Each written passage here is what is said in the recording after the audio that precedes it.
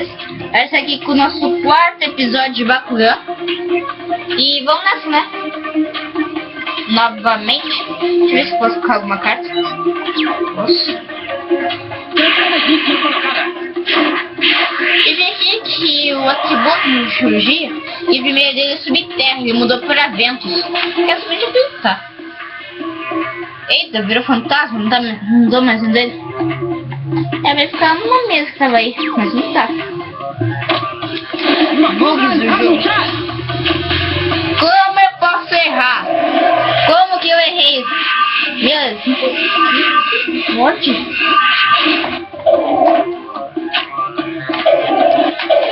Bakugan Action! Acertei. Ele está com 3 caixas e ele tá com nenhuma. E vamos continuar, né? Ele errou e acho que a gente ganhou, galera. A gente veio sem lutar ainda. A gente lutou só uma vez. Bakugan a lutar! Bakugan Action! Acertei, finalmente. Duplação. Pega a carta pra Bakugan. A gente vai mover o Bakugan, galera. Se o Zoan já pegar essa carta.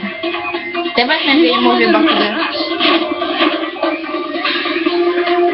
Galera, tem uma vez que eu tava jogando em dupla. Era eu e o Dan. O Dan tinha jogado 2 jogos na mesma carta. E ele moveu o Bakugan ao invés de pegar a carta. Pra vocês verem como que a inteligência que no jogo é ruim. Vocês verem, é ruim mesmo a inteligência. E bem, eu acho que é só isso, né? É perdido. Adeus, galera. E... mas é que tem tempo ainda. Vamos ver, né?